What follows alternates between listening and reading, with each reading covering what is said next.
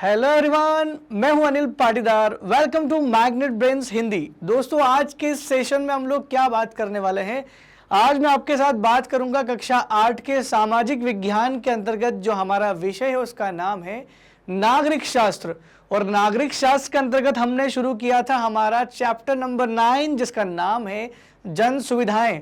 जन सुविधाओं के अंतर्गत सारे कॉन्सेप्चुअल वीडियो और कंप्लीट चैप्टर रिवीजन हम लोग ऑलरेडी दोस्तों कर चुके हैं। आप चाहे तो जाकर के मैग्नेट ब्रेन्स पे वेबसाइट पे जाकर के इसको देख सकते हैं। और आज हम लोग करने वाले हैं एनसीईआरटी सॉल्यूशन। हर एक चैप्टर के पीछे कुछ क्वेश्चन पूछे जाते हैं दोस्तों आपसे, उन क्वेश्चंस के उत्तर आपको देना होते हैं, तो हम लोग उन उत्तर की ही चर्चा करने वाले हैं। और साथ ही साथ आपके एनसीईआरटी के प्रत्येक चैप्टर के अंदर ही मार्जिन्स पे कुछ क्वेश्चंस भी लिखे हुए हैं, तो उनके पेज नंबर के साथ मैंने यहाँ पर डाला है, तो आपको यहाँ पर उनको समझने में, पढ़ने में और उत्तर खोजने में काफ़ी आसानी होगी। तो देखते हैं, एक एक करके समझने की कोशिश करते हैं। सबसे पहले तो मैं हेडिंग क्लियर कर दूं जरा कि जन सुविधाएं जो हमारी हेडिंग है, ये जो चैप्टर है ये किससे रिलेटेड है। जन सुविधा का मतलब होता है वो सारी आवश्यक चीजें जो किसी व्यक्ति के लिए रोजमर्रा जीवन को जीने के लिए जरूरी है। इसका मतलब हर एक व्यक्ति के लिए जो कंपलसरी चीज होती है उसी को हम लोग जल सुविधा बोलते हैं। For example water, for example विद्युत, फॉर एग्जाम्पल हॉस्पिटल्स, या मैं बोल सकता हूँ स्कूल्स। अगर मैं आपसे ऐसा कहूं कि जैसे फॉर एग्जांपल एसी है, तो एसी एक ऐसी जन सुविधा, एक ऐसी सुविधा है जो केवल कुछ ही लोग इसको बेयर कर सकते हैं, यानी सबके लिए नेसेसरी नहीं है। तो ऐसी सुविधा जो सबके लिए बहुत ज़रूरी है, डेली रूटीन के लिए बहुत ज़रूरी है, चाहे वो गरीब से गरीब क्यों ना हो या अमीर से अमीर क्यों ना हो, हर एक व्यक्ति के लिए जो कॉमन चीज़ होती है उसी को हम लोग क्या बोलते हैं, उसी सुविधा को बोला जाता है जन सुविधा। ठीक है। और इसकी खासियत क्या है कि ये कम से कम दाम में मिलनी चाहिए, क्योंकि इसके दाम बढ़ाएंगे तो समस्या हो सकती है। बस उसी से रिलेटेड हम लोग आज यहाँ पर पढ़ने वाले हैं। खासकर हमारा जो ध्यान जिस जन सुविधा की ओर रहेगा वो है हमारी वाटर सप्लाई, क्योंकि इस चैप्टर के दौरान हमने पूरा चेन्नई शहर के वाटर सप्लाई के बारे में अच्छे से गहन अध्ययन किया है। तो देखते हैं, एक एक करके क्वेश्चन को सॉल्व करने की कोशिश करते हैं।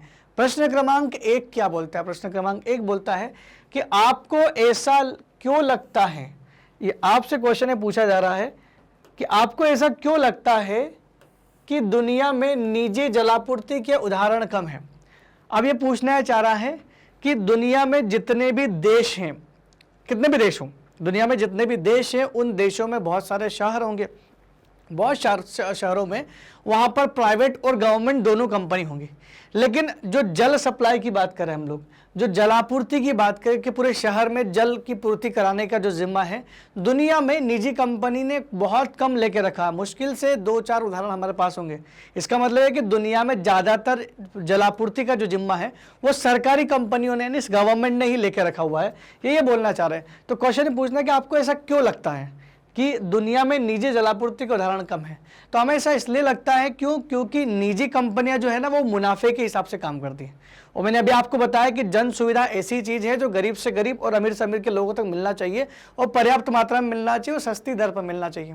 अब आप खुद सोचिए कि निजी कंपनी का मोटिव, मेन उद्देश्य कंपनी बनाने का यही होता है कि उसको ज़्यादा से ज़्यादा मुनाफा मिले।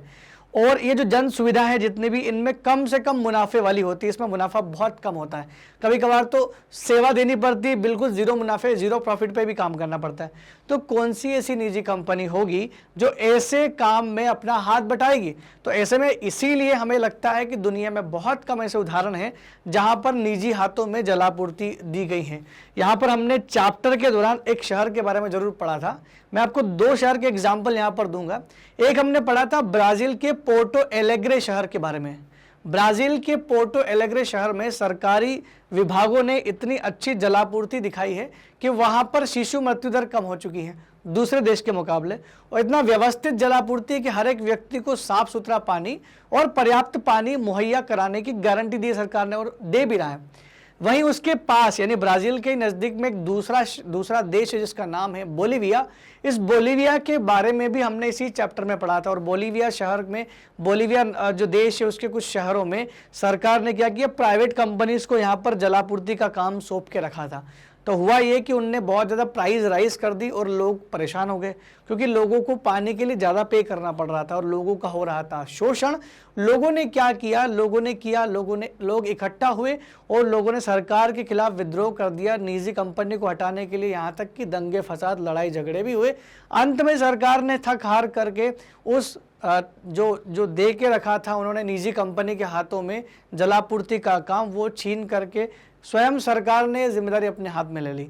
अब इस वाक्य से आपको क्या समझ में आ रहा है? इससे दो चीज समझ में आ रही। एक तो हमको इसलिए ऐसा लगता है क्योंकि हमारे पास में दो एग्जाम्पल है।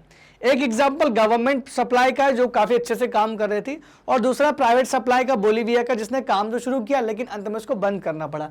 तो बस हमें इसलिए लगता है क्योंकि लोगों का शोषण न हो सके। और भारत में ज्यादातर लोग, या दुनिया में भी बहुत सारे लोग देश ऐसे हैं जहां पर गरीब लोग पानी को पे नहीं कर पाते, इसलिए हर व्यक्ति तक बराबर पानी की पहुंच या किसी भी जन सुविधा की पहुंच नहीं हो सकती। देखते हैं हमने उत्तर में क्या देख रखा हुआ है। निजी जलापूर्ति के कम उदाहरण, इसलिए उसके कारण क्या है? पहला, जलापूर्ति एक आवश्यक जन सुविधा है। क्यों? क्योंकि जल, दुनिया में किसी देश पे चले जाओ, जल तो सबको चाहिए और बहुत ज़्यादा पैसा कोई देना चाहता नहीं। क्यों? क्योंकि ये रोज़मर्रा जीवन का, डेली इसको हमको पीना है, डेली हमको इस्तेमाल करना है, तो इसमें कोई रोक नहीं होना चाहिए कि भाई आप जल इतने इस्तेमाल कर सकते हैं। सभी लोगों को उपलब्ध होना चाहिए। एक तो सबके लिए ज़रूरी और सबके लिए उपलब्ध होना चाहिए, चाहे वो अमीर हो चाहे गरीब हो। ऐसे में फिर निजी कंपनी क्या करेगी? तो निजी कंपनियां सिर्फ लाभ के उद्देश्य से काम करती है, लाभ के लिए काम करती है, इसलिए वे सभी लोगों के लिए जलापूर्ति नहीं कर पाती। क्यों? क्योंकि जो लोग पैसा देंगे उन्हीं को अधिकार मिलेगा। तो क्या जल का अधिकार हमारे जीवन का अधिकार नहीं है? क्या जल का अधिकार केवल उन्हीं का अधिकार है जिनके पास पैसे हैं? तो ऐसे में अगर निजी कंपनी के हाथ में चला जाएगा तो केवल जिनके पास उसको खरीदने के पैसे होंगे उनके पास जल होगा, बाकी लोगों को हम लोग ऐसे ही प्यासे नहीं छोड़ सकते। तीसरा पॉइंट बोलता है कि यदि निजी कंपनियां सभी लोगों को जलापूर्ति की सुविधा प्रदान करती हैं तो बहुत ऊंची कीमत होती है उसकी, तो मतलब वो बहुत ज़्यादा पैसों में उसको सप्लाई करती है। तो ऐसे में लोगों का होगा शोषण और गरीब तबके का व्यक्ति कहाँ जाएगा? इसलिए हमको ऐसा लगता है कि भाई, लगता क्या है, दुनिया में कम ही उदाहरण है, तो सरकार को ही जिम्मेदारी तो इसकी लेनी चाहिए। क्वेश्चन नंबर दूसरा पढ़ते हैं। क्या आपको लगता है कि चेन्नई में सबको पानी की सुविधा उपलब्ध है और वे पानी का खर्च उठा सकते हैं? चर्चा करें। तो ये आपको लगने से नहीं, ये क्वेश्चन जब पूछा था ना कि आपको लगता है, इसका मतलब ये है कि आपका जो पॉइंट ऑफ व्यू है, आपका जो उत्तर होना चाहिए वो चैप्टर से निकाल के आना चाहिए, है ना। तो हमने चैप्टर में क्या पढ़ा? हमने चैप्टर में पढ़ा कि चेन्नई शहर में पानी की आपूर्ति कैसी है। अब आपने भी देखा, हमने अलग अलग शहरों के बारे में वहाँ पढ़ा। एक बार फिर से मैं रिवाइंड करा दूँ आपको स्टोरी कि अम्मू और कुमार नाम के दो बच्चे बस में सफ़र कर रहे थे। इन दो बच्चे, जब ये बच्चे बस में सफ़र कर रहे थे तो चेन्नई के अलग अलग कॉलोनी, अलग अलग इलाकों से गुजरते हैं। शुरुआत में ये अन्ना नगर नाम के इलाके से गुजरते हैं। जब ये अन्ना नगर नाम के इलाके से गुजरते हैं तो वहाँ पर राम गोपाल नाम के बहुत अच्छे बड़े बड़े अधिकारी होते हैं। तो राम गोपाल नाम के बड़े अधिकारी है और बहुत सारे अधिकारियों का वो कॉलोनी होगा। तो डेफिनेटली अब बड़े अधिकारी की कॉलोनी है तो पानी वहाँ पर व्यवस्थित आएगा ही। तो वहाँ पर उनको लगा कि यहाँ 24 घंटे पानी आता है, पेड़ हरे भरे हैं, लोग गाड़ियाँ धो रहे हैं, और अधिकारियों की इतनी पहचान है कि अगर मान लो इनकेस पानी नहीं भी आया तो तुरंत फ़ोन लगा के टैंकर भी बुलवा सकते हैं। तो उन्होंने पहले नगर में ये देखा। फिर दूसरे नगर में जब वो जाते हैं, मेलापुर में जब जाते हैं, सुब्रमण्यम की कहानी देखते हैं। सुब्रमण्यम एक मिडिल क्लास फैमिली से बिलोंग करता है जिसके पास बोरवेल की व्यवस्था भी है और उसके यहाँ नल आता है लेकिन 2 दिन में 1 दिन आता है। लेकिन दिक्कत क्या है, उसकी बोरवेल से पानी तो खारा आता है, ऐसे में उसको नल पर निर्भर रहना पड़ता है और नल 2 दिन में 1 दिन आता है। इसका मतलब उसकी पूर्ति नहीं हो पा रही, तो इसलिए उसको हर महीने टैंकर भी मंगाना पड़ता है। सोचो एक मिडिल क्लास आदमी को कितना सारा संघर्ष यहाँ करना पड़ रहा है। उसी के साथ जब वो तीसरे इलाके में जाते हैं तो वहाँ पर एक शिव नाम के व्यक्ति की कहानी उनको समझ में आती है कि एक शिव नाम का व्यक्ति है जो मणिपाक्कम नाम के इलाके से जब गुजरते हैं तो वहाँ देखते हैं कि वो एक किराए के कमरे पे रहता है और उसके यहाँ 4 दिन में 1 दिन पानी आता है। तो इस इलाके की हालत और ख़राब है। 4 दिन में 1 दिन पानी आने की वजह से मणिपाक्कम में रहने वाला किराएदार शिव अपनी फैमिली को इसलिए नहीं ला पाता। क्यों? क्योंकि पानी की किल्लत है। वो नहीं चाहता कि जो समस्या वो सहन कर रहा है उसकी फैमिली को भी वही समस्या का सामना करना पड़े। वो चाहता है कि उसकी फैमिली जहाँ पर है वहाँ पर कम से कम उनको पानी की व्यवस्था तो है, इसलिए वो नहीं चाहता कि जो समस्या वो झेल रहा है वो उन पर थोपे। तो और आखिरी में जब बस गुजरती है तो आखिरी वाले के इलाके से गुजरती है जिसका नाम है सोदापेट। सोदापेट वाली जगह जो है वो अक्सर वो जो है झुग्गी वाले इलाकों के पास में, जहाँ पर एक नौकरानी जो है पद्मा नाम की एक घरेलू नौकरानी काम करती है और पास ही की झुग्गी में वो रहती है, जहाँ उसका किराया 650 रुपये उसको देना पड़ता है। जहाँ पर 650 रुपये में न तो उसके पास शौचालय की व्यवस्था है और न ही कोई पानी की कोई व्यवस्था है। 30 झुग्गियाँ वहाँ पर है जिसके लिए एक नल लगा हुआ है और उस एक नल में प्रतिदिन केवल 20 मिनट पानी आता है। अब ऐसे में अगर 20 मिनट पानी आएगा प्रतिदिन तो आप सोच सकते हो कि एक व्यक्ति को कितना लीटर पानी मिल पाएगा। तो वहाँ पर एक व्यक्ति को कम से कम केवल 3-3 बाल्टी ही पानी मिल पाता है, जो कि उस फैमिली के लिए काफ़ी कम पड़ता है, क्योंकि उसी 3 बाल्टी में नहाना भी है, उसी 3 बाल्टी में पानी पीना भी है और उसी 3 बाल्टी में उनको कपड़े भी धोना है। तो ऐसे में कैसे पॉसिबल हो पाएगा कि 3 बाल्टी में पूरा परिवार अपना सारा गुजारा कर सके। तो हमने चेन्नई की कहानी को कुछ इस तरह से समझा था, जो अम्मू और कुमार ने देखा, जो वाकया देखा। अब इस क्वेश्चन पर दोबारा आने की कोशिश करते हैं। क्वेश्चन क्या पूछ रहा है कि क्या आपको ऐसा लगता है कि चेन्नई में सबको पानी की सुविधा उपलब्ध है और वे पानी का खर्च उठा सकते हैं? तो पहली बात, तो पहला ही हमारा जो आंसर होगा वो ये होगा कि चेन्नई में सबको पानी की सुविधा उपलब्ध नहीं है। क्यों नहीं है? क्योंकि कहीं 24 घंटे आ रहा है, कहीं 2 दिन में, कहीं 4 दिन में, कहीं 20 मिनट आ रहा है। कितना डिफरेंस है यहाँ पर। तो चेन्नई में सबको पानी की सुविधा उपलब्ध नहीं है और सभी लोग पानी का खर्च नहीं उठा पाते। जो लोग गरीब तबके के लोग हैं, झुग्गियों में रहने वाले लोग हैं, उनके पास में उनकी आर्थिक स्थिति इतनी अच्छी नहीं है कि वो पानी को भी खरीद सके। ऐसे में इसका उत्तर ये भी होगा कि भाई पानी को खरीद नहीं सकते। आप चाहे तो उस कॉलोनी के नाम से इसको यहाँ पर आंसर कर सकते हैं कि जैसे सोदापेट में जो पद्मा है, पद्मा जो है वो पानी नहीं खरीद सकती। शिव के पास बड़ी समस्या, वो पीने का पानी तो डिब्बा खरीद सकता है, लेकिन अगर वो टैंकर वगैरह मंगाएगा, किराएदार अगर टैंकर मंगाने लगा तो फिर उसका रेंट कितना महंगा हो जाएगा। फिर तो वो ऐसा लगेगा कि वो बहुत महंगे इलाके में रह रहा है ना। तो यहाँ पर इन दोनों तीनों वाक्यों को हम लोग चाहे तो लिख सकते हैं। देखिए, पहली बात तो कि नहीं, चेन्नई में सबको पानी की सुविधा उपलब्ध नहीं है। पहला तो हमारा ये उत्तर होगा कि चेन्नई में सबको पानी की सुविधा बिल्कुल भी उपलब्ध नहीं है। फिर हम लोग उत्तर की शुरुआत करते हैं। जैसे अन्ना नगर में बाकी इलाकों की अपेक्षा पानी की आपूर्ति ठीक है। ठीक क्या? बहुत ही अच्छी, 24 घंटे पानी आता है। तो अन्ना नगर वाला जो इलाका है, जो बड़े बड़े पोस्ट या बड़े बड़े अधिकारियों का इलाका है, काफ़ी संपन्न घरों का इलाका है, तो ऐसे में जाहिर सी बात है कि वहाँ पर पानी की आपूर्ति प्रॉपर रहेगी। दूसरा जो पॉइंट है वो क्या बोलता है? मेलापुर मणिपाक्कम में पानी की आपूर्ति कम है, लेकिन यहाँ के निवासी बाजार से पानी खरीदने में सक्षम है। ये 2 जगह की बात कर रहा है। बात कर रहा है मेलापुर की और मणिपाक्कम की। मेलापुर की अगर बात करें तो वहाँ पर सुब्रमण्यम रहता है, जो मिडिल क्लास फैमिली से हैं, और मणिपाक्कम की बात करें तो वहाँ पर किराएदार शिव रहता है, जो भी पानी खरीदता है। ये दोनों पानी खरीदने में सक्षम है, क्योंकि मजबूरी है, क्या करें, खरीद सकते हैं। एक जगह 2 दिन में पानी आता है, एक जगह 4 दिन में पानी आता है, तो दोनों मिलकर के यहाँ पर पानी खरीद सकते हैं। लेकिन बात आती है सबसे आखिरी में सोदापेट नाम के इलाके में।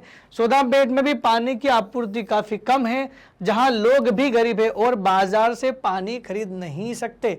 तो हमने चर्चा कर ली पूरे अच्छे से कि क्या हमको समझ में आया कि हाँ भाई, पानी सबके लिए सप्लाई बिल्कुल नहीं सही नहीं है, और कुछ लोग खरीद सकते हैं, कुछ लोग नहीं खरीद सकते, और किसी को खरीदने की ज़रूरत पड़ती भी नहीं है, क्योंकि जो सबसे अच्छा इलाका जहाँ पर सबसे अमीर लोग रहते हैं उनको खरीदने की ज़रूरत नहीं, क्योंकि उनके पास सप्लाई काफ़ी ज़्यादा है।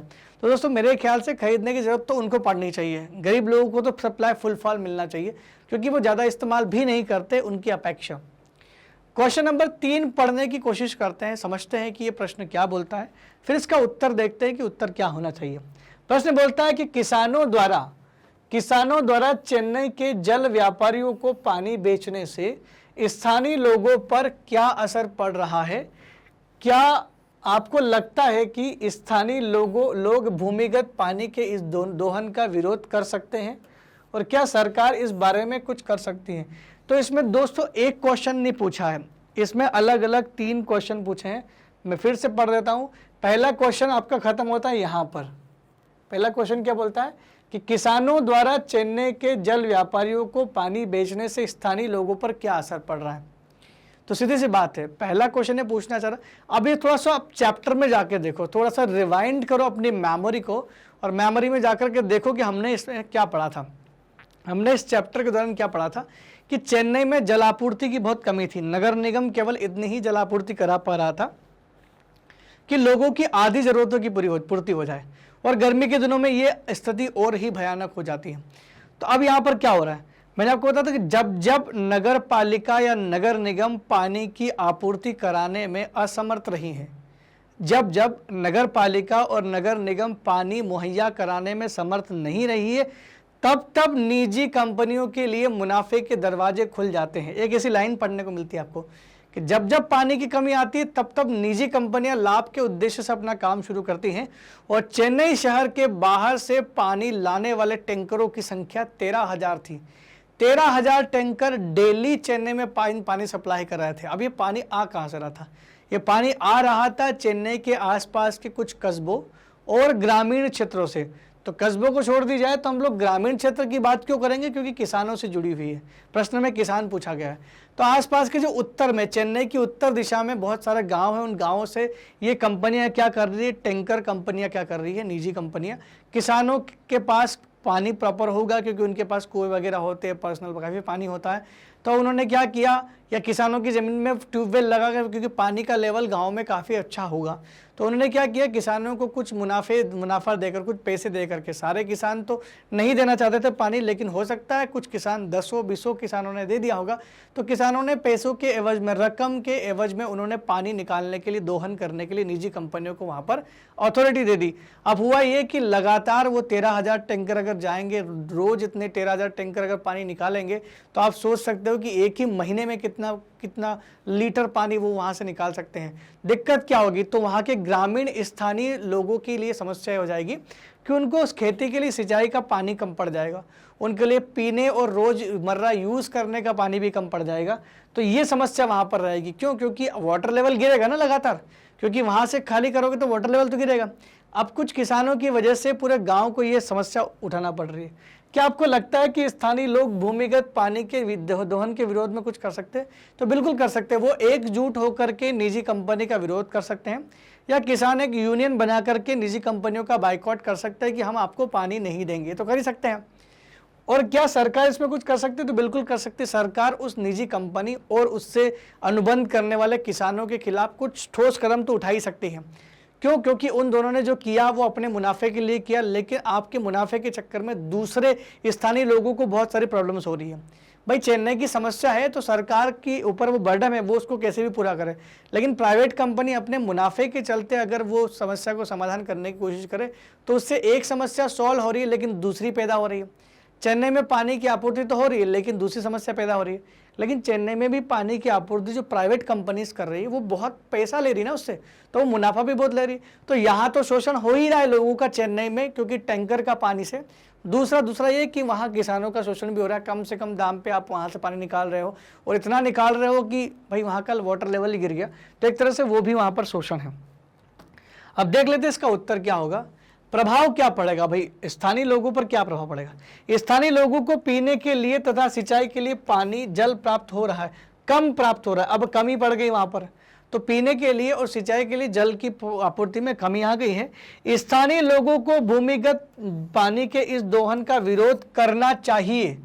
कैसे करना चाहिए? प्रोटेस्ट करना चाहिए, उसके खिलाफ मोर्चा कर देना चाहिए। कैसे भी, देखिए विरोध करने के बहुत सारे तरीके होते हैं। मैं यह कहूँगा कि केवल शांतिपूर्ण तरीके से विरोध किया जाए तो ही बेहतर होगा, क्योंकि विरोध करने का अधिकार हमें शांतिपूर्ण तरीके से ही संविधान देता है। आप शस्त्र उठा करके या दंगे फसाद करके, लड़ाई मारपीट करके विद्रोह नहीं कर सकते, ये सही भी नहीं होगा। तो किसानों को यहाँ पर बिल्कुल विरोध करना चाहिए। और साथ ही साथ सरकार जल व्यापारी और जल बिक्री कर रहे किसानों दोनों के खिलाफ कुछ ठोस कदम उठा सकती है। या तो उनके ऊपर चालान काट सकती है, या उनको बैन लगा सकती है कि आप ऐसा नहीं करेंगे। तो ऐसा करने से क्या होगा, उन स्थानीय लोगों को होने वाली समस्या का समाधान उनको मिल जाएगा। तो दोस्तों ये क्वेश्चन बड़ा अच्छा था, इंटरेस्टिंग, जिसका उत्तर आपको मिल गया होगा। क्वेश्चन नंबर 4 की बात करते हैं। ऐसा क्यों है कि ज़्यादातर निजी अस्पताल और निजी स्कूल कस्बों या ग्रामीण इलाकों के बजाय शहरों में होते हैं? तो न तो स्कूल, प्राइवेट स्कूल और प्राइवेट अस्पताल न तो गांव में होते हैं, न छोटे छोटे कस्बों में होते हैं, ये बड़े बड़े शहरों में होते हैं। इंडिया में जितने भी बड़े बड़े प्राइवेट हॉस्पिटल्स हैं, क्या वो ग्रामीण क्षेत्र में है या वो कस्बे में है? वो ना तो गाँव में होते हैं ना कस्बों में होते, और ना ही बड़े बड़े स्कूल की बात मैं कर रहा हूँ। अच्छे CBSE जो स्कूल्स होते हैं जो अच्छे क्वालिटी एजुकेशन प्रोवाइड करने का दावा करते हैं, इंग्लिश मीडियम के स्कूल्स होते हैं, वो सारे कहाँ मिलेंगे आपको? ज़्यादातर शहरों में दिखाई देगा। कारण क्या, ये पूछना चाह रहे कि क्या कारण है? तो इसके पीछे सीधा कारण है, परचेसिंग पावर पैरिटी का। मतलब परचेसिंग पावर मतलब खरीदने की क्षमता की बात है। बहुत सारे, देखिए क्या होता है कि शहरों में अमीर लोगों की संख्या ज़्यादा है। ऐसे में शहरों में जो अमीर लोग होते हैं वो अपनी सुविधा के लिए जितना भी मुंह मांगा खर्च करने को तैयार हो जाते हैं, चाहे वो शिक्षा की बात हो या अस्पतालों की बात हो। शिक्षा हो या अस्पताल हो, शहरों में लोग जो हैं वो खर्च करने को तैयार होते हैं। वहीं ग्रामीण क्षेत्रों में यूं तो जनसंख्या भी कम होती है, कस्बों में भी शहरों की तुलना में जनसंख्या कम होती है, और जनसंख्या में ज़्यादातर जो है वो मिडिल क्लास और गरीब तबके के लोग ही होते हैं। अमीर तबके के लोग बहुत कम होते हैं। तो उनको भी पता है कि अगर मान लो ग्रामीण और कस्बे में अमीर तबके के लोग होंगे भी, तो वो जब खर्च करने को तैयार होंगे तो वो शहरों में भी आ सकते हैं। और दोस्तों ऐसे ही होता है, हमारे देश में ज़्यादातर लोग बीमारियों का इलाज कराने के लिए प्राइवेट हॉस्पिटल का चक्कर लगाते हुए सीधे उसको ढूंढते हुए शहरों में पहुंच जाते हैं। तो बहुत सारे लोगों का मानना है कि केवल वही लोग आते हैं जिनके पास बहुत पैसा है। दोस्तों हमारे देश में इमोशंस भी एक फैक्टर काम करता है। बहुत सारे लोग ऐसे हैं जिनके लिए फैमिली बहुत इंपॉर्टेंट होती है, और वो मिडिल क्लास लोग भी बड़ी मुश्किल से इधर उधर से पैसे का अरेंजमेंट करके शहरों में पहुंच जाते हैं और वो हॉस्पिटल और की सुविधा लेते हैं। अब कहने का मतलब यह है कि क्यों ऐसा लगता है कि कस्बों और ग्रामीण इलाकों में नहीं होता? तो पहला कारण कि ग्रामीण क्षेत्रों में लोग ज़्यादा खर्च नहीं कर सकते। दूसरा है कि शहरों में अमीर लोगों की संख्या ज़्यादा है तो वो मुंह मांगा खर्च करने को तैयार है। तीसरा, कोई भी प्राइवेट कंपनी अस्पताल या निजी स्कूल खोलेगी तो उसको मुनाफा चाहिए, और अस्पताल का मेन मोटिव मुनाफा कमाना है, जो कि उसको ग्रामीण और कस्बों से काफ़ी कम मिलता है। तो बस यही एक कारण है, यही दो कारण है जिसको हम लोग बोल सकते हैं कि ज़्यादातर स्कूल और अस्पताल इसीलिए वहाँ पर खोले जाते हैं। पहला पॉइंट, बड़े बड़े शहरों में अस्पताल और निजी स्कूल होने का कारण क्या है? पहला कारण, शहरों में धनी लोग ऊंची फीस तथा अन्य खर्च वहन करने को तैयार होते हैं। कितनी भी ऊंची फीस रख लो आप, वो तैयार होते हैं। क्यों? क्योंकि शहरों में लोग जो है क्वालिटी से कॉम्प्रोमाइज़ नहीं करते। वो बोलते हैं कि भाई हाँ पैसा भले लग जाए लेकिन सुविधा अच्छी होनी चाहिए। दूसरा पॉइंट, कस्बों या ग्रामीण इलाकों में शिक्षा और स्वास्थ्य पर अधिक खर्च नहीं किया जाता। ग्रामीण इलाके में ज़्यादातर खेती होती है, ऐसे में वो उनकी ज़्यादा इनकम होती भी नहीं है, तो ऐसे में वो इन चीज़ों पर ज़्यादा खर्च करना पसंद नहीं करते हैं। वो नॉमिनल रेट पे शिक्षा और बिल्कुल नॉमिनल रेट पे हॉस्पिटल की फैसिलिटी चाहते हैं, तो ऐसे में वहाँ पर निजी कंपनी को लाभ नहीं होने वाला है। कस्बों या ग्रामीण क्षेत्रों में सुविधाओं और सुरक्षा की काफ़ी कमी है, क्योंकि सुविधा नहीं है। एक तो लाइट की व्यवस्था नहीं होगी, वहाँ पर डॉक्टर की व्यवस्था नहीं हो सकती, स्कूलों में वहाँ पर बहुत अच्छा एक बिल्डिंग का अरेंजमेंट नहीं, अच्छे टीचर नहीं आ पाएंगे। फ़र्ज़ करो कि मेरे पास बहुत पैसा है, अब मेरे पास पैसा काफ़ी है, लेकिन मैं चाहता हूँ कि मैं अपने गांव में स्कूल कॉलेज खोलूँ, तो मैं अपने गांव में स्कूल कॉलेज खोलूँगा तो मुझे काफ़ी इन्वेस्ट करना पड़ेगा। अब मैं चाहूँगा कि ग्रामीण क्षेत्र में होने के बावजूद भी मेरा जो स्कूल गांव का है वो शहरों के मुकाबले जो है कॉम्पीट करे, तो उसके लिए मुझे क्या करना पड़ेगा? मुझे उसके लिए बराबर कैपेबिलिटी और कैलिबर के टीचर वहाँ अपॉइंट करने पड़ेंगे जो शहरों से लाने पड़ेंगे। अब मेरा एक्सपेंसेस बहुत ज़्यादा हो गया, क्योंकि शहरों से टीचरों को गांव में लाऊंगा तो बहुत सारे टीचर यहाँ पर क्या करेंगे, वो अपने आप को वहाँ जाने से रोकेंगे, लेकिन फिर भी मुझे अगर ज़्यादा उनको जो है फीस देनी पड़ेगी तो शायद कुछ लोग आ जाएं।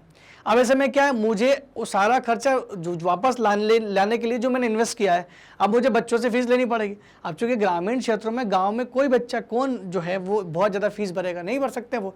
क्यों? क्योंकि उनकी बहुत सारी समस्याएं हैं वहाँ पर और उनकी इनकम, सोर्स ऑफ इनकम इतना अच्छा नहीं है। तो ऐसे में यही कारण है कि कोई भी निजी प्राइवेट स्कूल्स या हॉस्पिटल्स ग्रामीण क्षेत्र और कस्बों में चल ही नहीं पाएगा ना, तो ये बड़ी समस्या है। तो कस्बों या ग्रामीण क्षेत्रों में धनी लोग कम लाभ के डर से अस्पताल व स्कूल नहीं खोलते हैं। मतलब स्कूल और कॉलेज खोलते कौन है? वही बिजनेसमैन कैटेगरी के लोग खोलते हैं। तो ये लोग इसलिए नहीं खोले हैं क्योंकि लाभ कम मिल रहा है, घाटे का सौदा कोई नहीं करना चाहता, कस्बों में इसलिए कोई खोलना नहीं चाहता। प्रश्न क्रमांक 5 पढ़ते हैं। 5 क्या बोल रहा है? क्या आपको लगता है कि हमारे देश में जन सुविधाओं का वितरण पर्याप्त और निष्पक्ष है? अगर आपको ऐसा लगता है तो इसको फेवर में बिल्कुल हाँ बोलना है। अगर नहीं लगता है तो अपनी बात के समर्थन में एक उदाहरण भी दें। ठीक है, तो पहली बात तो ये कि हमारे देश में जन सुविधाओं का वितरण पर्याप्त नहीं है और न ही निष्पक्ष। ये दोनों ही सेंटेंसेस में दोनों ही चीज़ें यहाँ पर नेगेटिव हम लोग उसको नकारेंगे, क्योंकि न तो पर्याप्त मात्रा में मिलता है। अगर पर्याप्त मात्रा में मिलता है तो सोदापेट में रहने वाली उस पद्मा को 20 मिनट पानी क्यों मिलता है, उसी को क्या 30 झुग्गियों के लिए 20 मिनट पानी क्यों आएगा। अगर पर्याप्त मात्रा में होता या वितरण सही होता तो फिर एक जगह 24 घंटे, एक जगह 2 दिन, एक जगह 4 दिन में क्यों पानी आ रहा है। तो पानी सबको बराबर मिलना चाहिए, और निष्पक्षता का मतलब होता है भेदभाव नहीं करना।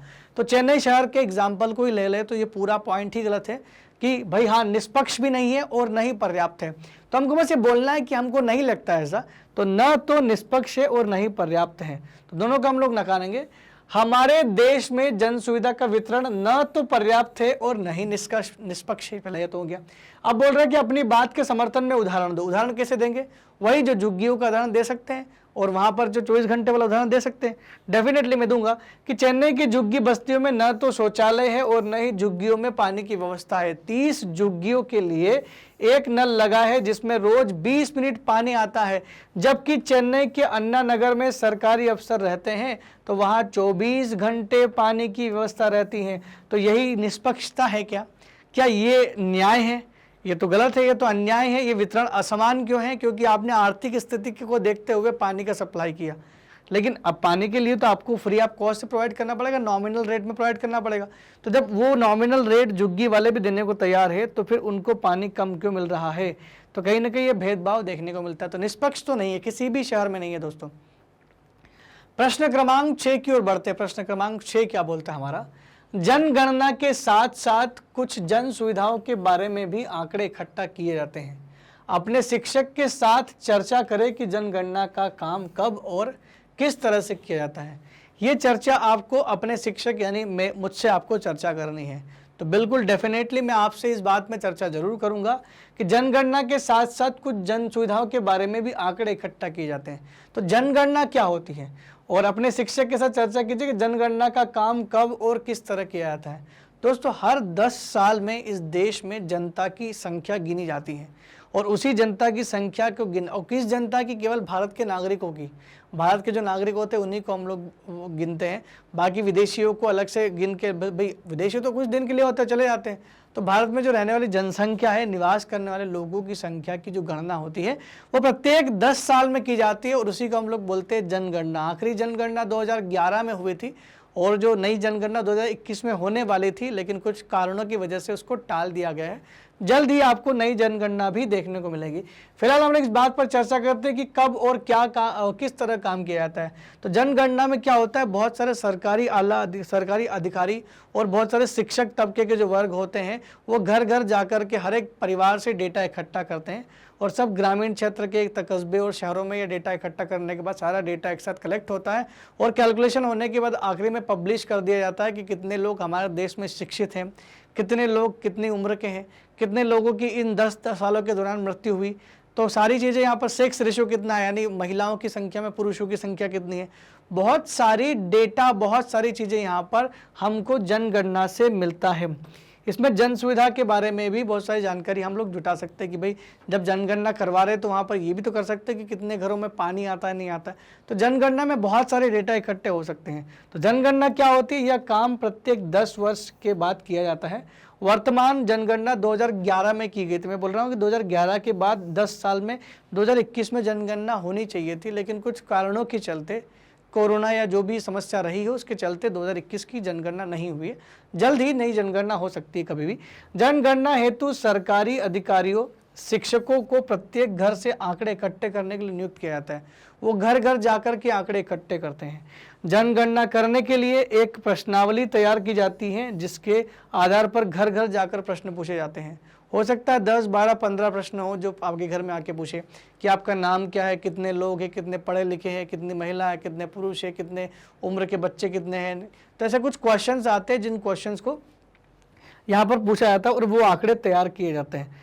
तो जनगणना में काफ़ी अच्छा काम होता है। इसके अलावा जनगणना से देश की कुल जनसंख्या, स्त्री पुरुष की संख्या, लिंगानुपात, देश में जन सुविधाओं की स्थिति, व्यावसायिक स्थिति, सामाजिक और आर्थिक स्थिति आदि की जानकारी मिलती है। तो जनगणना कितनी सारी जानकारी देता है, महिला पुरुष कितने हैं ये भी देता है, लिंगानुपात कितना है, साक्षरता कितनी है, आपके घर में जन सुविधा, पानी की व्यवस्था, बिजली की व्यवस्था कैसी है, व्यावसायिक स्थिति कैसी है, हर एक जानकारी सरकार को इस जनगणना से मिलती है।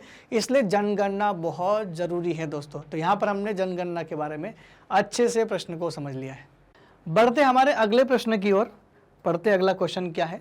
हमारा जो अगला प्रश्न है वो बोलता है कि हमारे देश में निजी शैक्षणिक संस्थान, प्राइवेट स्कूल्स की बात कर रहे हैं, निजी शैक्षणिक संस्थान जैसे स्कूल, कॉलेज, यूनिवर्सिटी, विश्वविद्यालय, तकनीकी और व्यावसायिक प्रशिक्षण संस्थान, यानी वही बीटेक वाले कॉलेजेस और व्यावसायिक संस्थान जो हैं, जितने भी कमर्शियल जो हैं, वो सारे कॉलेजेस वगैरह जो है ज़्यादातर खुलते जा रहे हैं भारत में। ऐसा कहने का मतलब है कि देश में निजी शैक्षणिक संस्थान जैसे स्कूल, कॉलेज, कॉलेज, विश्वविद्यालय, तकनीकी और व्यावसायिक प्रशिक्षण संस्थान, ये जो ट्रेनिंग स्कूल्स होते हैं भी खुले जा रहे हैं, बड़े पैमाने पर खुलते जा रहे हैं, सब प्राइवेट ही हैं।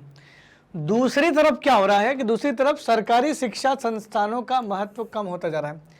जितने भी गवर्नमेंट स्कूल्स, कॉलेजेस हैं, इनका महत्व लगातार घट रहा है। ठीक है, आपकी राय में इसका क्या असर हो सकता है, चर्चा कीजिए। देखिए, पहली बात तो है कि ये बिल्कुल स्टेटमेंट तो बिल्कुल सही है, इसमें कोई दो राय नहीं है कि भारत में निजी शैक्षणिक संस्थान, स्कूल, कॉलेज, महाविद्यालय, विश्वविद्यालय और अन्य तकनीकी संस्थान बहुत तेजी से ग्रो कर रहे हैं। वहीं दूसरी ओर क्या हो रहा है कि सरकारी जो स्कूल से, सरकारी जो इंस्टीट्यूशन है वो लगातार बैठते जा रहे हैं। इसके बीच में डिफरेंस ये है कि कहीं ना कहीं क्वालिटी एक यहाँ पर मेजर्स हैं, क्वालिटी की वजह से ऐसा सब कुछ हो रहा है। हर एक व्यक्ति अच्छी से अच्छी क्वालिटी की एजुकेशन सब कुछ चाहता है, जो कि उसे सरकारी संस्थानों में नहीं मिल पा रही है। इस वजह से हालात ये हो रहा है कि निजी संस्थानों की ओर लोगों का रुख ज़्यादा हो रहा है। अब इसका क्या असर पड़ सकता है? इसका असर सबसे ज़्यादा दोस्तों गरीबों पर ही पड़ेगा, क्योंकि जिनके पास में इकोनॉमिकली जो बहुत अच्छा साउंड फैमिलीज से हैं, जो बहुत अच्छा इकोनॉमिकली स्टेटस रखते हैं, जिनके पास काफ़ी पैसा है, वो लोग तो शिक्षा को आराम से जो है परचेस कर सकते हैं, शिक्षा व्यवस्था को अच्छी से अच्छी स्कूल्स में भी जा सकते हैं। क्या होगा उन लोगों का जिनकी आर्थिक स्थिति दयनीय अवस्था में है?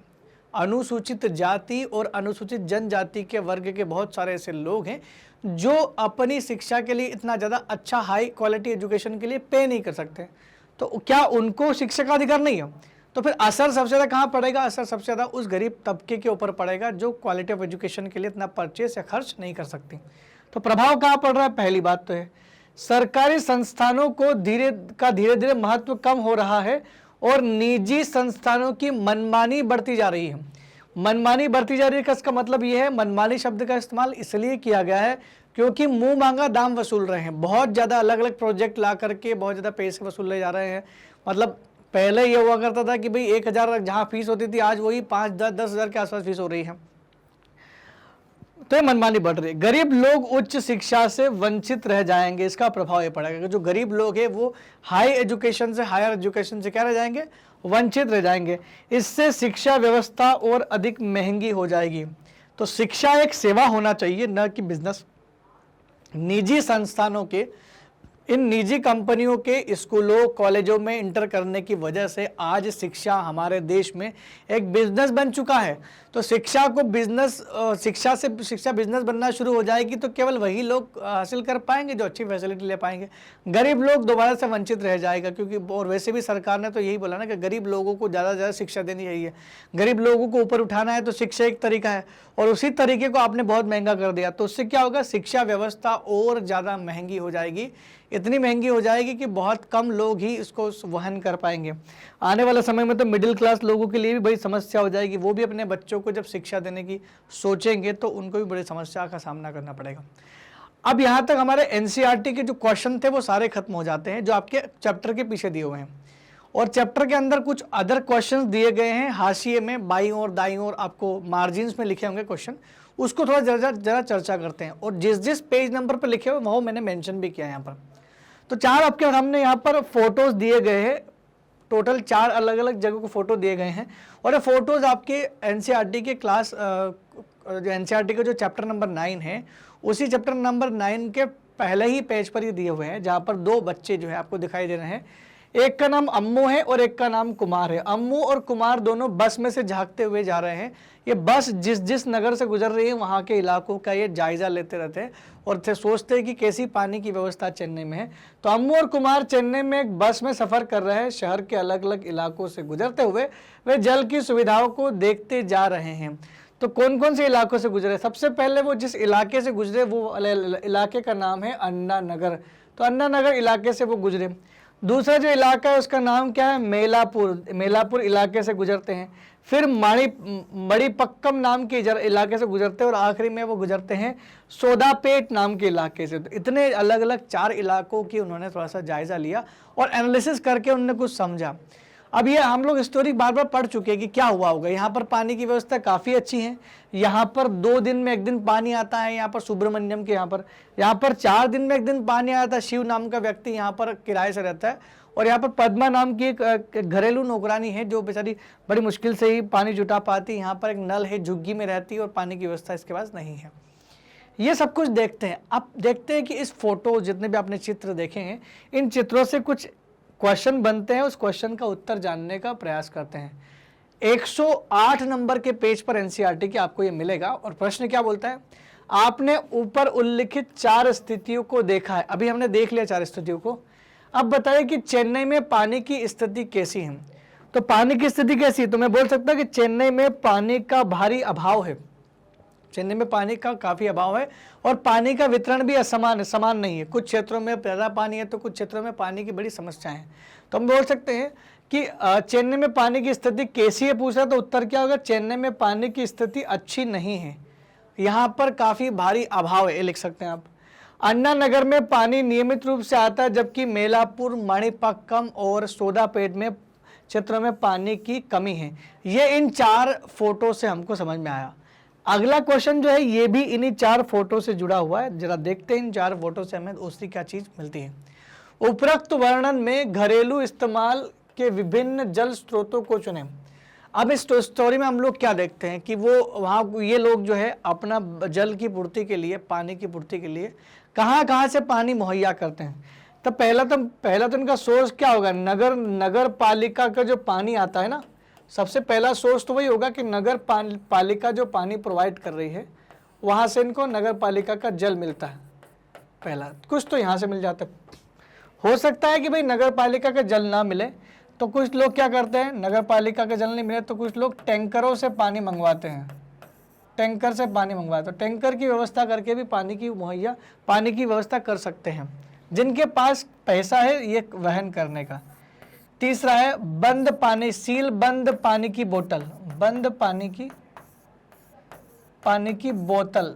तो जैसे शिव नाम का एक व्यक्ति रहता है ना मणिपक्कम में, तो शिव नाम का व्यक्ति जो मणिपक्कम में रहता है वो क्या करता है, 4 दिन में 1 दिन पानी आता है तो पीने की व्यवस्था कैसे करेगा? आदमी 1-2 दिन नहीं नहाएगा तो चलेगा, लेकिन पानी पिएगा ये तो ज़रूरी है ना। तो पानी पीना तो बहुत ज़रूरी है। ऐसे में वो क्या करेगा? पानी को खरीदेगा। तो बंद पानी की, सील बंद पानी की बोतलों से भी वो क्या कर सकता है? अपने पानी की व्यवस्था कर सकता है। चौथा जो इस स्टोरी में पढ़ने को मिलता है कि कई जगह बोरवेल का नाम भी आया है बार बार। जैसे सुब्रमण्यम वाला इलाका जो है ना मेलापुर, वहाँ पर बोरवेल काफ़ी है। तो सुब्रमण्यम के पास भी बोरवेल है, लेकिन दिक्कत क्या है? पानी खारा आता है। लेकिन फिर भी शौचालय में तो इस्तेमाल कर सकते हैं, घर को धोने में, साफ सफाई करने में, झाड़ू पोछा करने में तो इस्तेमाल कर सकते हैं ना। तो कहने का मतलब ये है कि बोरवेल चौथा आपके पास ऑप्शन है। तो क्वेश्चन ये पूछ रहा है, क्वेश्चन क्या पूछ रहे हैं कि घरेलू इस्तेमाल के लिए विभिन्न जल स्रोतों को चुने। तो ये 4 जल स्रोत मुझे दिखाई दे रहे हैं इस चैप्टर के अकॉर्डिंग। अब आपको कुछ और नए जल स्रोत दिखाई देते तो अगर दूसरी बात है, लेकिन फिलहाल इस चैप्टर में तो 4 ही दिखाई देते हैं और ये 4 ही उसके सही उत्तर। देखो आपको दिख रहे हैं। पहला नगर पालिका का जल, इससे पूर्ति होती है। अगर नहीं हो रही तो टैंकर मंगाने पड़ेंगे, और अगर पीने का पानी साफ नहीं आ रहा तो पानी की बोतलों को लेकर के आओ। और चौथा जो है वो बोरवेल का पानी, भले ही खारा है लेकिन इस्तेमाल तो किया जा सकता है किन्हीं चीज़ों में। इवन पद्मा की फैमिली तो है उस बोरवेल के पानी को पीती भी है। तो सोचो खारा पानी है, साफ पानी नहीं, उसके बाद भी दिक्कतें हो रही हैं। आपकी राय में सुब्रमण्यम और पद्मा के अनुभवों में क्या समानता और क्या अलग है, क्या भिन्नता और क्या समानता है? पद्मा और सुब्रमण्यम की बात पूछ रहा है। सुब्रमण्यम और पद्मा में क्या भिन्नता है? सुब्रमण्यम है ना। अब इसमें क्या समानता है वो देखना है आपको। मैं दोनों ही बात करूंगा, आपको स्टोरी बार बार याद दिलाता रहूंगा ताकि आपको स्टोरी से जो कनेक्टिविटी कभी टूटे ना। दूसरी है पद्मा, है ना। अब पद्मा क्या है, पद्मा में समानता क्या है, दोनों में समानता की क्या पॉइंट्स है और असमानता के पॉइंट्स क्या क्या है। समानता का पहला पॉइंट तो ये है कि भाई सुब्रमण्यम के पास में भी बोरवेल है और पद्मा का जो पानी आता है वो भी बोरवेल का पानी आता है, तो दोनों जो है बोरवेल का पानी इस्तेमाल करते हैं, ये समानता इनके पास में, बोरवेल और दोनों क्या पानी इस्तेमाल करते हैं, बोरवेल का पानी इस्तेमाल करते हैं, डेफिनेटली ये समानता है। तो सुब्रमण्यम भी घर के कुछ यूज़ के लिए बोरवेल का पानी इस्तेमाल करता है, जबकि पद्मा मजबूरी में सारा काम बोरवेल के पानी से ही करते हैं, क्योंकि 20 मिनट जो पानी आता है ना उसके यहाँ वो बोरवेल से आता है। ये तो हो गए समानता के। अब असमानता के पॉइंट देख लेते हैं कि दोनों में असमानता के पॉइंट कहाँ कहाँ पर है। तो असमानता के पॉइंट जो है वो क्या क्या है। तो पहला पॉइंट तो ये है कि पद्मा के यहाँ केवल 20 मिनट पानी आता है, 20 मिनट। पद्मा के यहाँ पर कितना पानी आता है, पद्मा के यहाँ पर 20 मिनट पानी आता है, जबकि सुब्रमण्यम के यहाँ पर कितना आता है, 2 दिन में एक बार पानी आ रहा है। सुब्रमण्यम के 2 दिन में एक बार पानी आ रहा है सुब्रमण्यम के पास में। तो एक असमानता तो होगी कि पद्मा के पास 20 मिनट पानी आ रहा है, उसमें भी वो अकेली नहीं है, टोटल 30 झुग्गी झोपड़ियों के लिए पानी आता है और उसमें से भी उसको 3 बाल्टी पानी मिलता है, जबकि सुब्रमण्यम के पास 2 दिन में पानी प्रॉपर आ जाता है कि भाई 2 दिन में पानी तो आ रहा है। तीसरा है कि पद्मा जो है वो टैंकर के लिए अलग से टैंकर मंगवा नहीं सकती, खर्च नहीं कर सकती, जबकि सुब्रमण्यम अलग से टैंकर के लिए 500 से 600 रुपये प्रति महीने खर्च भी करता है। यह समानता है। तो एक एक कारण पूछे तो एक एक लिख सकते हो, 2-2 पूछे तो 2-2 भी लिख सकते हो। तो इसकी असमानता और समानता का कारण क्या है। पहली समानता क्या है दोनों में, सुब्रमण्यम और पद्मा दोनों ही पानी की कमी का सामना करें। डेफिनेटली दोनों के पास पानी की कमी है, क्योंकि एक के पास 20 मिनट आता है दिन में, वो भी 30 झुग्गियों के लिए, और एक के पास 2 दिन में एक दिन आता है, इसलिए उसको समस्या है। सुब्रमण्यम और पद्मा दोनों ही पानी की आवश्यकता की पूर्ति की बोरवेल के द्वारा की जाती है, वो भी बोरवेल से पानी लेता है और ये भी बोरवेल से पानी लेती है। ठीक है। भिन्नता की बात करें तो सुब्रमण्यम के अपार्टमेंट में नगर पालिका 2 दिन में एक बार पानी देती है, जबकि पद्मा की बस्ती में नल में प्रतिदिन 20 मिनट पानी आता है और 20 मिनट में 30 झुग्गियों के लिए 3 बाल्टी सबको मिलता है, तो उसको वैसे ही बहुत ज़्यादा कम पानी आता है। तो हमने यहाँ पर समझा समानता और असमानता के दोनों पॉइंट चाहे तो आप नोट कर सकते हैं। काफ़ी सिंपल सा क्वेश्चन था और काफ़ी अच्छा क्वेश्चन है, जिसका उत्तर हमने एनसीईआरटी से ही निकाला है। बस आपको एनसीईआरटी को अच्छे से पढ़ने की जरूरत है, सारे आंसर वहीं से आपको निकल जाएंगे। ठीक है। तो पद्मा और सुब्रमण्यम के बीच में क्या असमानता है, इस प्रश्न से हमें यहाँ पर देखने को मिलती है। बढ़ते हमारे अगले प्रश्न की ओर। अगला प्रश्न मिलेगा आपको पेज नंबर 108 पर। पेज नंबर 108 पर अगर आप एनसीईआरटी में देखोगे तो आपको अगला एक मिल जाएगा।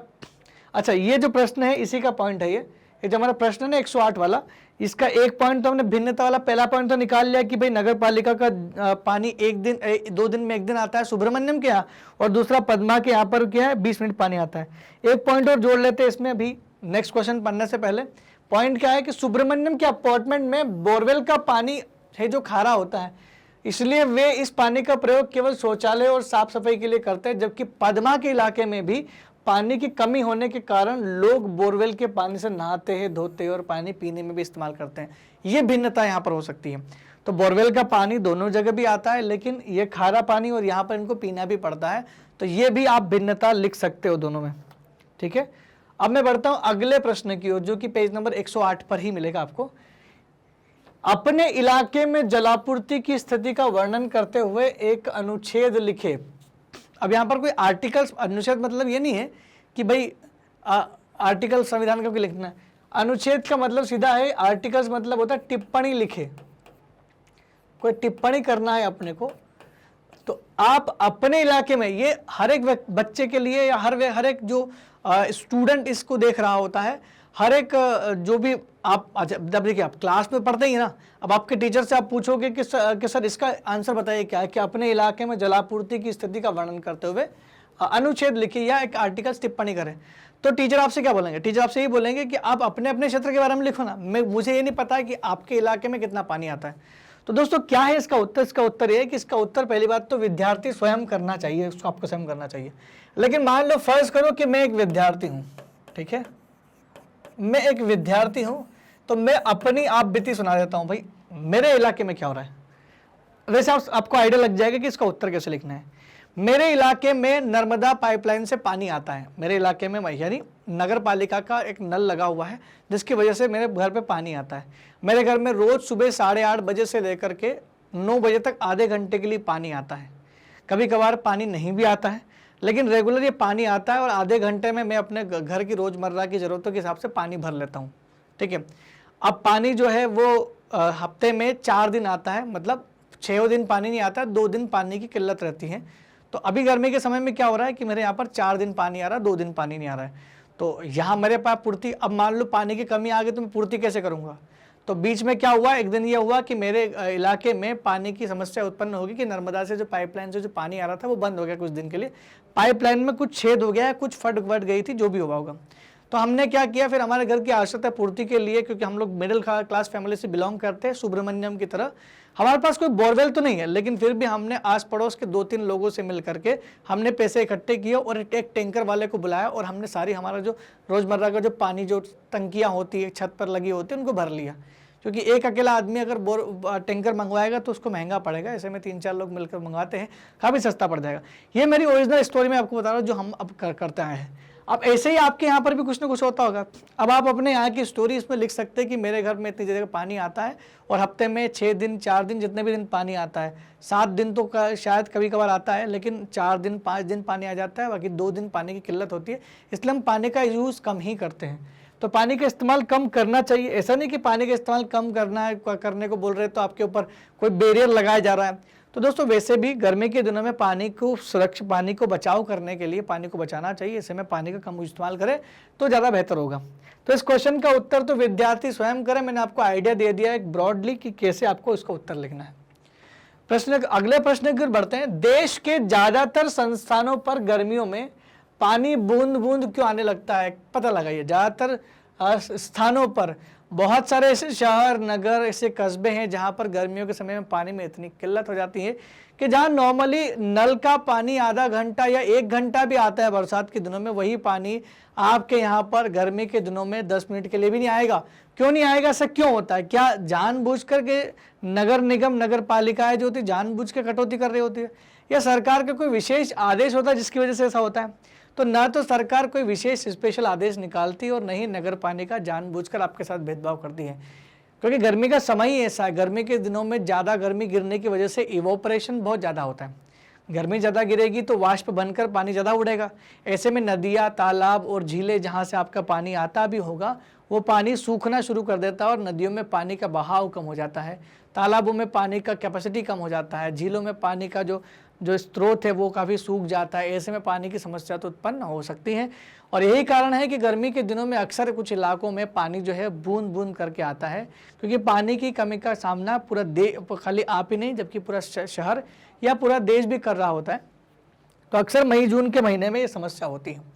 तो क्या कारण है गर्मी में पानी की कमी के कारण? क्या है? पहला कारण, गर्मी होने के कारण अधिकांश नदियाँ सूख जाती है या उनका जलस्तर गिर जाता है। अधिकांश नदियाँ सूख जाती है, जलस्तर गिर जाता है। अब जब नदियाँ सूख गई जलस्तर गिर गए तो लोग क्या करेंगे? लोग सारे टूट पड़ेंगे, कुएं बोरवेल पर गिर पड़ेंगे। जैसे कि हमने चेन्नई वाले शहर के एक एग्जाम्पल, बड़ा अच्छा एग्जाम्पल है चेन्नई का जो हर चीज़ में सटीक बैठता है। चेन्नई वाले एग्जाम्पल में हम पढ़ते हैं कि 13,000 टैंकर डेली आसपास के गाँव से पानी ला रहे थे। तो उन्होंने क्या किया? अब गर्मी के दिनों में एक तो पानी की पूर्ति करने के लिए गाँव का पानी भी सुखा दिया, तो वहाँ पर भी सूख गया ना, तो वहाँ पर भी कमी आ गई एकदम से। बोरवेल इतना ज़्यादा चला है कि बहुत नीचे चला गया आपका ग्राउंड वाटर का लेवल, ताकि बोरवेल में भी पानी नहीं आ रहा, सूखा पड़ा हुआ है। गर्मी में पानी का उपयोग अधिक हो जाता है। देखिए गर्मी में एकाएक जब किसी चीज़ की हमारे पास कमी होती है तभी उसका उपयोग पता नहीं क्यों ज़्यादा हमें लगना शुरू हो जाता है। और ये फैक्ट है, बरसात में आप पानी का इस्तेमाल इतना नहीं करोगे जितना गर्मी में करोगे, और ठंड में भी पानी का इस्तेमाल आपको होता नहीं है। लेकिन जब पानी की बहुत ज़्यादा कमी पड़ती है ना दोस्तों हमारे साथ में, जब गर्मी में पानी की बहुत ज़्यादा कमी पड़ती है उस समय हमको पानी एक्स्ट्रा ही ज़रूरत लगता है नॉर्मल डेज से। क्यों लगता है? क्योंकि आप कूलर में पानी डालते हो, कूलरों में पानी डालेंगे, आपको पानी प्यास ज़्यादा लगेगी, पानी पीने में ज़्यादा इस्तेमाल करेंगे, है ना। तो और वहाँ पर फिर ज़्यादा पानी तो लगेगा ना, तो कूलरों में अलग अलग कूलर में पानी भर रहे हैं और अपने अपने घर को ठंडा रखने के लिए छत में पानी कर रहे हैं, आसपास अपने अब घर के सामने पानी कर रहे हैं। पौधों को ज़्यादा पानी पिलाना पड़ेगा क्योंकि सूख रहे हैं, वो पानी खींच नहीं सकते। कितना ज़्यादा पानी का यहाँ पर यूज़ हो जाता है। तो गर्मियों में पानी का उपयोग और अधिक हो जाता है, इसलिए नगर पालिकाओं के लिए पानी सप्लाई भी कम हो जाता है, वो इतना सप्लाई नहीं कर पाती कि आपकी जरूरतों को पूरी करें। बोरवेल के पानी का उपयोग बढ़ जाता है, अब बोरवेल से लोग ज़्यादा पानी निकालते हैं क्योंकि उनके पास पानी की कमी है, और जिससे भूमिगत पानी का स्तर भी काफ़ी गिर जाता है। तो बड़ी समस्या है, यही कारण है कि गर्मी के दिनों में पानी बूंद बूंद करके क्यों आता है, यही कारण है उसका। गर्मी के दिनों में इवापोरेशन बहुत ज़्यादा हो जाता है। अगले प्रश्न की ओर बढ़ते, जो कि पेज नंबर 108 पे ही लिखा हुआ है। प्रश्न क्या बोलता है? प्रश्न चेन्नई शहर के बारे में बात करता है। प्रश्न बोलता है कि क्या चेन्नई के सभी के लिए पानी का संकट है? क्या आप बता सकते हैं कि अलग अलग लोगों को अलग अलग मात्रा में पानी क्यों मिलता है? दो कारण बताइए। दो कारण बताना आपको, क्या कि अलग अलग लोगों को पानी अलग अलग क्यों मिल रहा है। अगर राम गोपाल जैसे आला अधिकारियों के घर में 24 घंटे पानी मिल रहा है, तो फिर पद्मा जैसी एक घरेलू काम करने वाली नौकरानी के घर पर कम क्यों मिल रहा है? क्या कारण हो सकता है? दोनों में साफ कारण है। एक आला ऑफिसर है, इसका मतलब काफ़ी रिच फैमिली से है, काफ़ी पावरफुल व्यक्ति है, जबकि एक गरीब काम करने वाली नौकरानी है जो कम वेजेस में अपना काम कर रही है, गरीब है, उसके पास रहने को भी अच्छा जगह नहीं है, यूज़ करने के लिए भी कुछ नहीं है, फैसिलिटीज़ भी बहुत कम है। तो ऐसे में सीधा सीधा एक कारण बनता है कि आर्थिक स्थिति को देख करके ये सा लग रहा है कि दोनों की आर्थिक स्थिति में असमानता है, और आर्थिक स्थिति को देखते हुए हो सकता है कि अलग अलग मात्रा में पानी आ रहा होगा। तो पहली बात तो ये कि पानी का संकट है क्या चेन्नई में सभी के लिए? तो सभी के लिए पानी का संकट तो नहीं है, क्योंकि अगर सभी के लिए होता तो अन्ना नगर में रहने वाले राम गोपाल जी के यहाँ पानी 24 घंटे नहीं आता। तो पानी का संकट केवल 3 जगह हमको दिखा चेन्नई में। वो कहाँ दिखा? वो हमको दिखता है मेलापुर में, मणिपाक्कम में और सोदापेट में, जो कि हमने इस कहानी के माध्यम से समझा। और भी शहर होंगे, और भी कॉलोनीज और भी इलाके होंगे चेन्नई में, लेकिन हमें चेन्नई के इतने ही इलाके पता है जितना NCERT में लिखा हुआ है। अलग अलग लोगों को अलग अलग पानी मिलने का कारण क्या है? मेन क्वेश्चन तो ये है, क्या कारण है कि अलग अलग लोगों को अलग अलग पानी मिल रहा है? पहला कारण, लोगों की आर्थिक स्थिति अलग अलग है। जहां राम गोपाल साहब की स्थिति काफ़ी अच्छी, वो रिच फैमिली से है, काफ़ी अधिकारी है, तो ऑब्वियसली बात है। और वहीं सोदापेट में रहने वाली गरीब महिला है जिसके पास कुछ भी नहीं है। जो लोग आर्थिक रूप से सक्षम है वे बाजार से पानी भी खरीद सकते हैं। जिनके पास में इकोनॉमिकली काफ़ी अच्छा साउंड करते हैं वो तो बाजार से पानी टैंकर भी मंगा लेंगे, तो उनके पास पानी की आपूर्ति का संकट इतना नहीं है, क्योंकि उनके पास विकल्प बहुत ज़्यादा है। जबकि गरीब आदमी नगर पालिका की सप्लाई और बोरवेल पर ही निर्भर करता है, तो उसके अलावा उसके पास कोई ऑप्शन नहीं है। पानी बिल्कुल सूख गया तो पीने के लिए भी वो परेशान हो जाएगा, उसको बहुत दूर से सिर पर या साइकिल पर लाना पड़ेगा पानी, बड़ी समस्या हो जाएगी ना गरीब के लिए तो। लेकिन अमीर आदमी या मिडिल क्लास की बात कर ले तो वो अपना अरेंजमेंट कर सकता है, क्योंकि उसके पास विकल्प बहुत सारे हैं, जैसे कि टैंकर का विकल्प हो गया, या कोई अलग से बोतल बंद पानी मंगवा लिया, बोरवेल खुदवा करके पानी की व्यवस्था कर ली। तो ये इकोनॉमिकली अच्छे लोग, जो आर्थिक रूप से संपन्न लोग हैं, उनके लिए पानी का संकट इतना मायने नहीं रखता जितना कि गरीब लोग के लिए रखता। राज्य सरकार ने पानी के सुचारू वितरण में उचित कदम भी नहीं उठाया। मतलब सरकार भी क्या करे, सरकार भी सबको पानी साफ मिले और बराबर मिले, इसके लिए कोई उचित कदम नहीं उठाए। शायद इस वजह से वहाँ पर ये समस्या हो रही है। अगर सरकार, हमारे देश की सरकार या चेन्नई की जो नगर पालिका है, अगर वो ब्राज़ील के पोर्टो एलेग्रो शहर की तरह काम करते तो शायद ये भी, चेन्नई भी हमारे इस सभी नगरों में बराबर पानी का सप्लाई करती। पोर्टो एलेग्रो शहर एक अच्छा आइडियल सेट करके रखा हुआ है कि वहाँ पर गरीबों की संख्या बहुत ज़्यादा है और गरीबों को तो आधे दाम में पानी मिल रहा है, सबको बराबर और साफ़ सुथरा पानी मिल रहा है। तो जब वो पोर्टो एलेग्रो शहर ये कर सकता है तो उससे तो काफ़ी बड़े और काफ़ी रिच शहर भारत में भी हैं, तो वो क्यों नहीं कर पा रहे हैं? बस कमी है तो पारदर्शिता की कमी है, तो इच्छा शक्ति की सरकार करना चाहे तो करेगी। वहाँ की नगर पालिका, नगर निगम में इच्छा शक्ति रखे तो हो सकता है। पेज नंबर 112 का नेक्स्ट क्वेश्चन पढ़ते हैं प्रश्न उत्तर में, जो आपके NCERT के 112 नंबर पे दिया हुआ। क्या प्रश्न है? प्रश्न बोलता है कि जन सुविधाएं क्या होती है, आखिरकार ये जन सुविधाएं होती क्या है, डेफिनेशन दीजिए इसका, और जन सुविधा मुहैया कराने की जिम्मेदारी सरकार पर क्यों होनी चाहिए। क्या कारण है कि निजी कंपनियों को नहीं होना चाहिए, जिम्मेदारी सरकार ही क्यों ले? क्या दीजिए प्राइवेट सेक्टर्स नहीं ले सकता? तो हम लोग को इसी को हमको जस्टिफाई करना है कि क्यों हमें प्राइवेट सेक्टर की ओर नहीं जाना चाहिए। जन सुविधाएं कुछ ऐसी मूलभूत सुविधाएं हैं जो प्रत्येक व्यक्ति के लिए जरूरी हैं, प्रत्येक व्यक्ति के लिए जरूरी है, जो कॉमन है। चाहे अमीर से अमीर व्यक्ति भी, उस देश का सबसे अमीर व्यक्ति अंबानी साहब भी पानी पीते हैं, गरीब से गरीब व्यक्ति भी पानी पीता है, तो पानी पीने के लिए दोनों की जरूरत तो है ना। अब ऐसा तो नहीं कि अमीर आदमी तो ज्यादा पानी पिएगा, गरीब है तो बेचारा कम पी सकता है, दोनों को जितनी प्यास लगेगी उतना पानी पी सकते हैं। तो जन सुविधा का मतलब उन मूलभूत सुविधाओं से है जो हर एक व्यक्ति के लिए बहुत जरूरी है। इसमें कोई ये अलग से कॉलम नहीं है कि गरीब के लिए नहीं है, अमीर के लिए नहीं है। अगर हमने डिफ्रेंशिएट कर दिया ना कि कुछ चीजें गरीबों के लिए नहीं होती या कुछ चीजें केवल अमीर इस्तेमाल कर सकते हैं, तो वो जन सुविधा नहीं होगी। जन सुविधा तो वही होगी जो प्रत्येक व्यक्ति के लिए आवश्यक है। जैसे फॉर एग्जाम्पल, पानी सबके लिए जरूरत है, स्वास्थ्य सबके लिए आवश्यक है, स्वच्छता यानी शौचालय सबके लिए जरूरी है, बिजली, परिवहन, विद्यालय और कॉलेज, ये सारी सुविधाएं जो हैं ये सबके लिए कॉमनली है और सबके लिए जरूरी भी हैं। अब आइए समझते हैं कि इसकी जिम्मेदारी सरकार को क्यों लेना चाहिए। जन सुविधाएं सरकारी जिम्मेदारी हैं क्योंकि संविधान में जीवन के अधिकार का जो आश्वासन दिया गया है, जीवन का अधिकार मौलिक अधिकार होगा, वह देश के सभी नागरिकों को प्राप्त होता है। इसलिए जन सुविधाएं उपलब्ध कराना सरकार की ही जिम्मेदारी होगी। तो क्योंकि संविधान में लिखा गया है, संविधान आश्वासन देता है और संविधान में जिस किसी भी अधिकार का आश्वासन दिया गया है उसकी पूर्ति करना या उसको मुहैया कराने की जिम्मेदारी सरकार की होती है। तो इसलिए सरकार को ये जिम्मेदारी लेनी चाहिए। तो एक और पॉइंट मैं इसमें चाहो तो बता सकता हूँ आपको कि सरकार को ही क्यों लेनी चाहिए। क्यों? क्योंकि निजी कंपनियां केवल मुनाफे के उद्देश्य से काम करती हैं और निजी कंपनियां अगर मुनाफे के उद्देश्य से काम करेगी तो उनको इन जन सुविधाओं में बहुत कम मुनाफा होने वाला है। और अगर अगर प्राइवेट कंपनीज पानी की आपूर्ति कराएगी भी तो बहुत ज़्यादा दामों में लोगों को पानी मुहैया कराएगी, जो कि लोगों की आवश्यकता की पूर्ति के हिसाब से बहुत ज़्यादा महंगा होगा। गरीब व्यक्ति इसको खरीद नहीं पाएगा। ऐसे में मूलभूत सुविधा सबको मिलनी चाहिए, आर्टिकल 21 बोल रहा है। ऐसे में खाली कुछ पैसे ज़्यादा होने की वजह से उसको नहीं मिल पा रहा है। तो आपको लगता है कि कोई व्यक्ति इस देश में प्यासा भी मर सकता है? तो कोई व्यक्ति आपके सामने पानी मांग रहा है तो आप दे देते हो, ये नहीं बोलते कि भैया आप पैसा लूंगा इस पानी का। तो क्या है कि इस देश में आज भी पानी की कीमत जो है लोग समझते हैं कि यार अगर किसी कोई प्यासा है तो उसको पानी पिला देना चाहिए, क्योंकि बहुत नेसेसरी चीज़ है। नेक्स्ट क्वेश्चन की ओर बढ़ते हैं। ये आपके पेज नंबर 112 पे लिखा हुआ है। क्वेश्चन काफ़ी बड़ा है, काफ़ी अच्छा क्वेश्चन है, इसको समझते हैं। सरकार कुछ जन सुविधा के लिए निजी कंपनियों का भी सहारा ले सकती है। कुछ जन सुविधा को प्रोवाइड करने के लिए सरकार निजी कंपनियों का सहारा ले सकती है। उदाहरण के लिए सड़कें बनाने के लिए ठेकेदार निजी कंपनियां या ठेकेदार को भी दिया जाता है। जो ठेके हैं तो सड़क बनाने के जो कॉन्ट्रैक्ट होते हैं वो कभी कभार क्या होता है, निजी कंपनी तो लेती है, प्राइवेट सेक्टर से लेते हैं। अगर आप भोपाल के निवासी हैं या आप इंदौर के निवासी हैं तो आपने देखा होगा वहाँ पर मेट्रो का प्रोजेक्ट चल रहा होगा, तो किसी न किसी प्राइवेट कंपनीज को मेट्रो का प्रोजेक्ट तो दिया होगा। तो क्या होता है, कुछ निर्माण कार्य में, सड़क हो या बिल्डिंग्स हो या कुछ भी हो, उसमें निजी कंपनियों को ठेके दिए जाते हैं। जैसे दिल्ली में बिजली वितरण का काम 2 निजी कंपनियों के हाथों में देकर रखा है। दिल्ली गवर्नमेंट ने बिजली सप्लाई का जो काम है वो 2 प्राइवेट कंपनीज के हाथ में देकर रखा है। लेकिन सरकार को इन कंपनियों पर कड़ी नजर रखना चाहिए।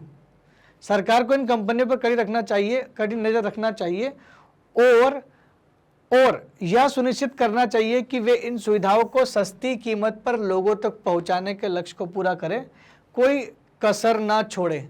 तो क्या कारण है कि भाई सरकार को ये प्राइवेट कंपनियों को ये दे सकती, देना चाहिए भी, कुछ चीज़ें प्राइवेट कंपनी को देना भी चाहिए। ये एक जनरल एजम्पशन है जिसका हमको कारण बताना है कि भाई क्यों सरकार जो है प्राइवेट कंपनीज को ये ठेके दे देती है। लेकिन सरकार को करना क्या चाहिए, इन कंपनियों पर कड़ी नज़र रखना चाहिए और सुनिश्चित करना चाहिए कि ये कम से कम दाम पर ही लोगों को दे सुविधा। कारण बताइए, कारण क्या है? निजी कंपनियां जन सुविधा कीमतें इतनी ना रखे कि आम आदमी की पहुंच से बाहर हो जाए। तो क्या कारण है कि सरकार को इन पर कंट्रोल रखना पड़ेगा। क्यों? क्योंकि निजी कंपनियां सुविधाओं की इतनी कीमत ना बढ़ा दे कि आम आदमी की पहुंच से बाहर हो जाए। आम लोगों को यह सुविधा सस्ती कीमत पर जन सुविधाएं उपलब्ध होना चाहिए। आम लोगों को यदि सस्ती कीमतों पर जन सुविधा उपलब्ध नहीं करवाई गई तो वे एक सम्मान जीवन जी नहीं पाएंगे, जो कि आर्टिकल 21 में बोला है, सम्मानपूर्ण या गौरवपूर्ण जीवन जीने का अधिकार है। ठीक है, तो ये 2 कारण यहाँ पर है। तो कहना चाह रहा है कि भारत में कुछ सरकारी जो कंपनियां हैं, जो सरकार ने कुछ ठेके निजी कंपनियों को भी देके रखे हैं, लेकिन उनसे लोगों का नुकसान तब तक नहीं हो सकता जब तक सरकार उन पर कंट्रोल किए हुए है। जैसे दिल्ली की मान लो, दिल्ली की 2 बिजली कंपनियां जिनको उन्होंने प्राइवेट ठेका देके रखा, तो इतना कंट्रोल है कि लोगों को सस्ते दरों में ही बिजली प्रोवाइड करा रहे हैं। तो इसका एक सही उत्तर हो सकता है। ठीक है दोस्तों, पढ़ते हैं हमारा अगला क्वेश्चन। अगला क्वेश्चन जो है आपको मिलेगा पेज नंबर 112 पर। एनसीईआरटी का अगर पेज नंबर 112 देखेंगे तो आपको एक अच्छा सा प्रश्न नजर आएगा। पढ़ लेते हैं इस प्रश्न को। ये प्रश्न क्या बोलता है, तो प्रश्न क्या बोलता है देखते हैं। अपने घर के पानी के बिल को देखिए। अब ये आप लोगों से पूछा जा रहा है कि आप पहले क्या करें, अपने घर का जो पानी का बिल है उसको देखिए, उसके देख के आप पता लगाए कि आपके इलाके में नगर पालिका के जल की न्यूनतम कीमत क्या है। अगर आप ज़्यादा पानी का इस्तेमाल करते हो तो क्या इसकी दर भी बढ़ जाती है। पानी के ज़्यादा इस्तेमाल पर बढ़ी हुई दर से बिल वसूल न करने के पीछे सरकार का क्या उद्देश्य होता है। बहुत सिंपल सा क्वेश्चन है। आपको करना क्या है, सबसे पहले अपने पानी का बिल देखना है। अपने पानी का बिल ये देखना है कि हर महीने कितना बिल आ रहा है। जब आपने पानी का बहुत कम कंजप्शन किया उस महीने कितना यूनिट पानी आपने लिया और कितना बिल आया, और जिस महीने आपने बहुत ज़्यादा पानी का यूज़ किया क्या उस समय जो पानी का कीमत है वो बहुत ज़्यादा बढ़ के आ गई। तो कभी कभार क्या होता है कि जब आप ज़्यादा पानी का इस्तेमाल करते हो तो आपका बिल इसलिए ज़्यादा सरकार देती है कि उसके पीछे क्या सरकार का मोटिव रहता है। देखिए, मैं एक छोटा सा एक वाक्य को समझा करके मैं आपको समझाने का प्रयास करता हूँ। दिल्ली में जब मैं पढ़ाई करता था दिल्ली में, तो हमारे साथ जो हुआ था वो थोड़ा सा शेयर करना चाहता हूँ ताकि आपको क्लियर समझ में आ जाए इसमें क्या रिलेशन है।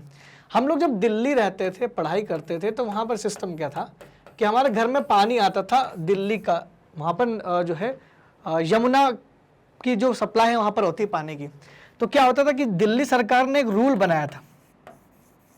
रूल क्या बनाया था कि आपको पर डे, प्रतिदिन पर डे आपको पानी मिलेगा 700 लीटर। एक मीटर लगा हुआ था हमारे नल के वहाँ पर, उस मीटर में आपको चेक करना, 700 लीटर पानी आपको प्रतिदिन मिलेगा। वो भी क्या मिलेगा, बिल्कुल फ्री ऑफ कॉस्ट मिलेगा, आपको फ्री मिलेगा आपको 700 लीटर पानी।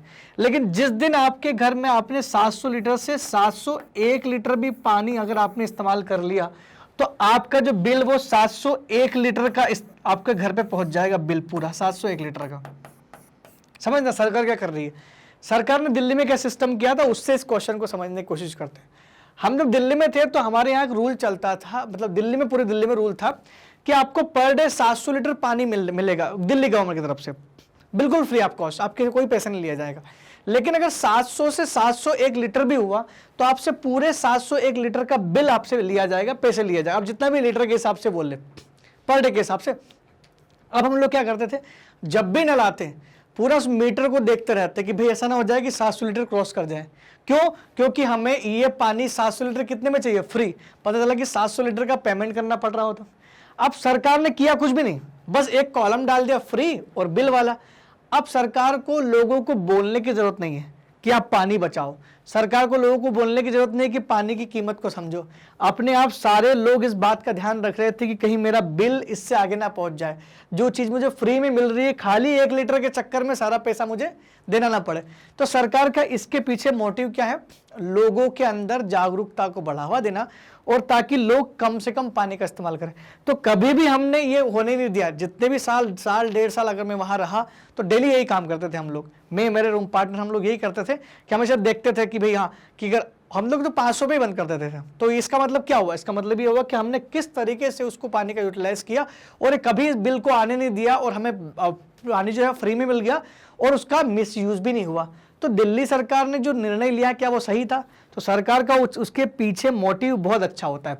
बस ये कहिए सेम हर जगह चलता है कि अगर आप कम कंजप्शन कर रहे हो तो आपका बिल भी काफ़ी कम आएगा। क्यों? क्योंकि आपने पानी की बचत की है, ये अप्रिशिएबल है। लेकिन अगर आप पानी बहुत ज़्यादा इस्तेमाल कर रहे हो, बहुत ज़्यादा वेस्ट कर रहे हो, आपका पानी भी कंजम्पशन बहुत ज़्यादा है, तो ऐसे में आपके पास क्या आना चाहिए, आपको ज़्यादा बिल थमाना पड़ेगा, क्योंकि उसके पीछे सरकार का मोटिव है कि आप पानी का इस्तेमाल ज़्यादा कर रहे हो, आप सोच समझ के पानी इस्तेमाल नहीं कर रहे हो, आपने पानी की वैल्यू को समझा नहीं है, ऐसा कुछ है। तो इसमें यही कुछ पूछा गया है। तो करना क्या है कि विद्यार्थी अपने अभिभावकों से, अपने पिताजी से पानी का बिल मांगे और जल की न्यूनतम कीमत देखें। आपको न्यूनतम कीमत समझ में आ जाएगी। मान लो कि इस महीने आपका कंजम्पशन 500 लीटर पर डे का था ना, पर डे का था 500 लीटर पर डे आपने कंजम्पशन किया, ठीक है। तो 500 लीटर पर डे के हिसाब से आपका टोटल महीने का बिल 150 रुपये आता है। मान लो 150 रुपये बिल आ गया आपका, ठीक है, न्यूनतम बिल है। लेकिन अगले महीने क्या गया, गर्मी आ गई, तो आपका जो महीने का जो पर डे का जो कंजम्पशन था वो 800 लीटर पर डे हो गया, जो कि बहुत ज़्यादा था आपका। तो आपका क्या है, महीने का जो बिल आ रहा था वो मिनिमम 150 रुपये आ रहा था ना, वो बढ़ करके एकदम से आपका 250 रुपये हो गया, जो कि ज्यादा हो गया एकदम से, क्योंकि बढ़ करके कितना आना चाहिए था, 200 250 आना चाहिए था, जो 250 रुपये या 300 रुपये के आसपास पहुंच गया। तो इस सबको क्या समझ में आ रहा है कि कंजप्शन जितना कम करोगे, यूज कम करोगे पानी का पर डे के हिसाब से, आपका बिल उतना ही कम आएगा, और जितना यूज करोगे आपका बिल एकदम से बढ़ सकता है। तो बहुत ज्यादा चेंजेस आने का मतलब क्या है, सरकार का उद्देश्य कि लोग पानी का उपयोग सोच समझ कर करें, ताकि पानी को व्यर्थ में बर्बाद न किया जा सके। मुझे लगता है कि वो दिल्ली वाले ऑप्शन से आपको बेहतर समझ में आ गया होगा, क्योंकि उसका प्रैक्टिकल हमने किया है, बहुत अच्छे से समझा उस चीज को, और तब हमने जाना कि यार कितना इंपॉर्टेंट होता पानी। और पानी नहीं, बिजली में भी यही था। अगर आपने कंजम्पशन 200 यूनिट तक किया महीने भर में, 200 यूनिट से ज़्यादा नहीं किया, 200 यूनिट के अंडर में किया है, तो सरकार आपको 40% सब्सिडी देती थी। दिल्ली का ही बता रहा हूँ मैं, जब मैं रहता था तब। तो ये पानी का है, वैसे ही बिजली का भी था। तो बिजली में क्या था कि जब 200 यूनिट से कम हम लोग इस्तेमाल करते थे, तो हम लोग क्या कर, हमारा जो बिल आता था वो 40% लेस करके आता था। तो बड़ा अच्छा हमको लगता था कि बिल काफ़ी कम आ रहा है। अब मेट्रो सिटीज़ में अगर बिल कम आ रहा है तो कितनी अच्छी बात है। लेकिन गर्मी के दिनों में जब मान लो अगर ने कूलर, AC चला लिया, फ्रिज चला लिया, तो एकदम से आपका जो है यूनिट क्या हो गया, 200 से प्लस हो गए। अब आपको 1 रुपये भी सब्सिडी नहीं मिलेगा, आपको पूरा बिल पे करना पड़ेगा। तो हम इस बात का बहुत ध्यान रखते थे कि रात में लाइटें चालू नहीं रखना, ज़्यादा देर मोटर नहीं चलाना, या टीवीज़ नहीं देखना, या AC वगैरह का इस्तेमाल नहीं करना है, लाना ही नहीं है, कूलर इस्तेमाल करना। लेकिन तब जब बहुत ज़रूरत पड़े तब, तो ऐसे में हमने क्या किया, 200 यूनिट पार करने नहीं दिया, हमेशा रोज़ देखते थे उसको यूनिट कितना हुआ। तो हम लोग क्या सोचते कि 40% जो लाभ मिल रहा है। अब इससे क्या हुआ, सरकार ने तो कुछ नहीं किया ना, सरकार ने थोड़ी बोला कि आप बचाओ बिजली, अपने आप हमें बचाने पर मजबूर कर दिया। क्यों? क्योंकि सरकार ने हमें एक प्रलोभन दे दिया था। तो ऐसा सरकार का उद्देश्य इसलिए होता है ऐसा करने के पीछे, कि सरकार चाहती है कि लोग खुद समझे, खुद समझदार हो जाए, और पानी का इस्तेमाल कम करे, बिजली का इस्तेमाल कम करे। क्वेश्चन नंबर नेक्स्ट पढ़ते हैं, जो 12 पेज नंबर 112 पर है। क्वेश्चन क्या बोलता है कि किसी वेतनभोगी कर्मचारी, अपना व्यवसाय या फैक्ट्री चलाने वाले व्यक्ति या एक दुकानदार से बात कीजिए। अलग अलग लोगों से आपको बात करना है। किससे? एक तो कोई ऐसा सैलरीड पर्सन है जो वेतन भोगी, जो हर महीने जॉब पे जाता है, या कोई व्यवसाय दुकानदार, व्यवसायी फैक्ट्री चलाने वाले किसी व्यक्ति को पकड़ो, या किसी दुकानदार से बात करो।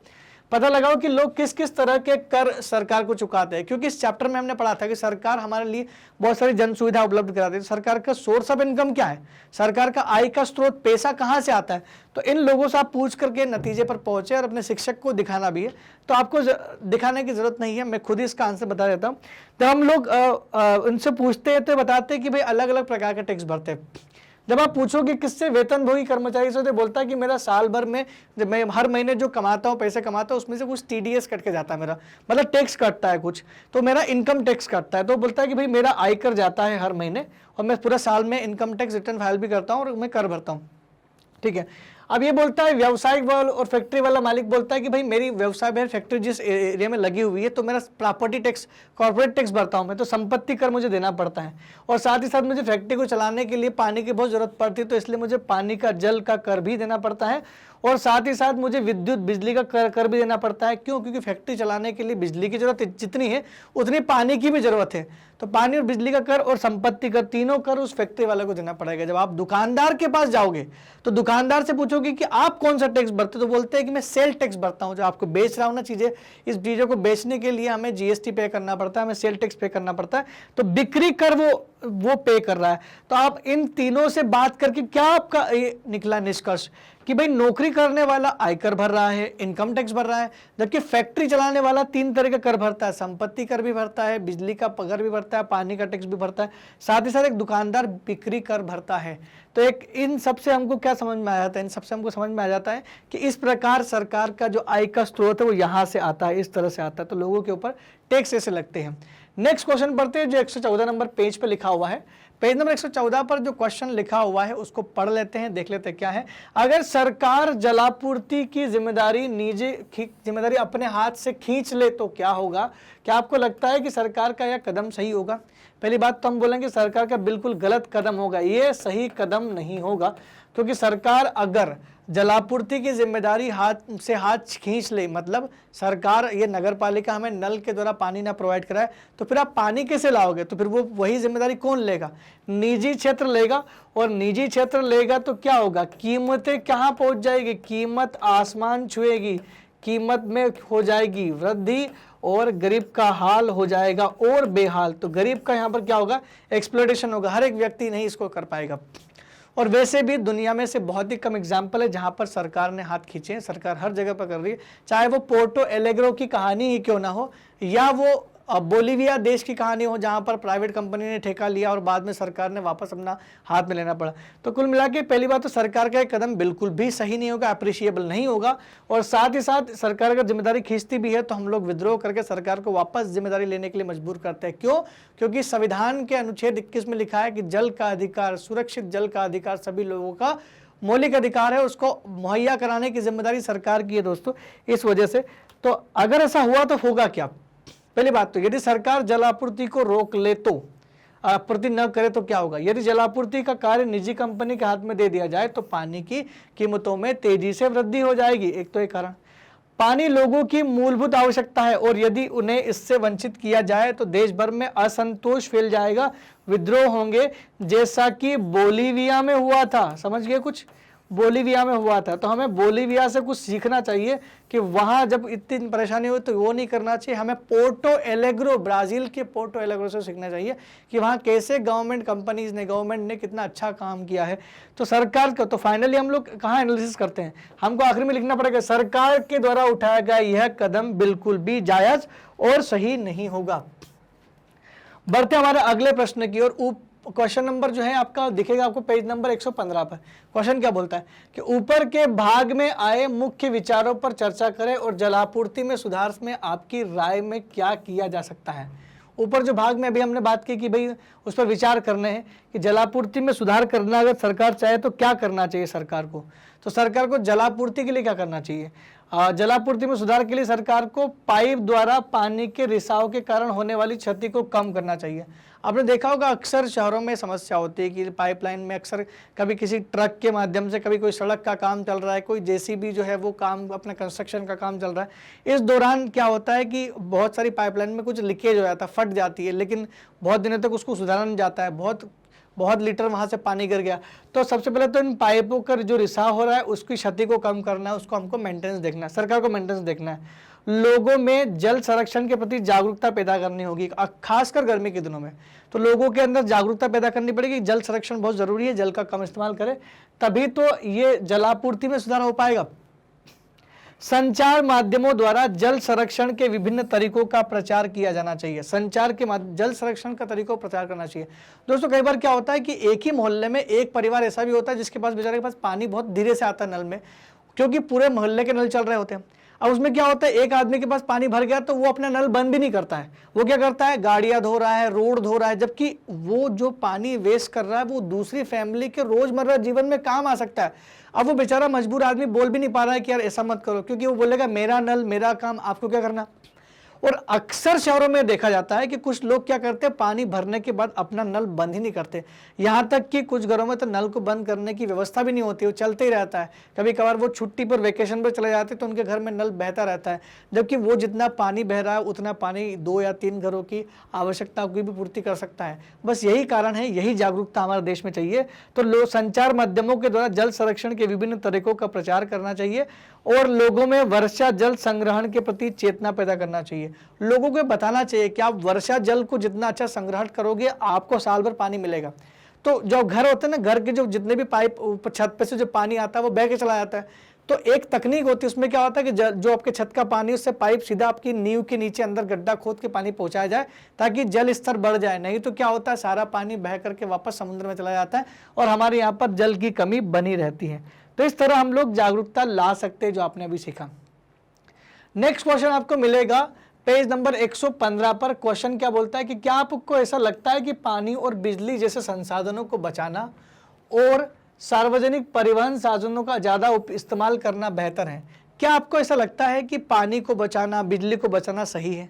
क्या आपको ऐसा लगता है कि पर्सनल कार का इस्तेमाल या पर्सनल गाड़ी का इस्तेमाल करने के बजाय सार्वजनिक परिवहन का इस्तेमाल करना चाहिए? तो बिल्कुल इन सभी 3 पॉइंट में मेरी तो हाँ है। अब आपको भी इसमें हाँ इसलिए बोलना पड़ेगा क्योंकि बिल्कुल सटीक है। पानी का इस्तेमाल सही करना चाहिए, उनको बचाना चाहिए ताकि पानी खत्म ना हो जाए, सभी लोगों को मिल जाए। बिजली का उपयोग कम से कम करना चाहिए ताकि बिजली आने वाले भविष्य की पीढ़ी के लिए महंगी ना हो जाए, क्योंकि ज़्यादा इस्तेमाल करेंगे तो ज़्यादा कंजप्शन होगा। क्यों? क्योंकि बिजली के ज़्यादा सोर्स हमारे पास है नहीं। तो दोनों को साथ ही साथ परिवहन, सार्वजनिक परिवहन का इस्तेमाल क्यों करें? जब हमारे पास पैसे तो हम लोग खुद की गाड़ी क्यों नहीं लाएंगे?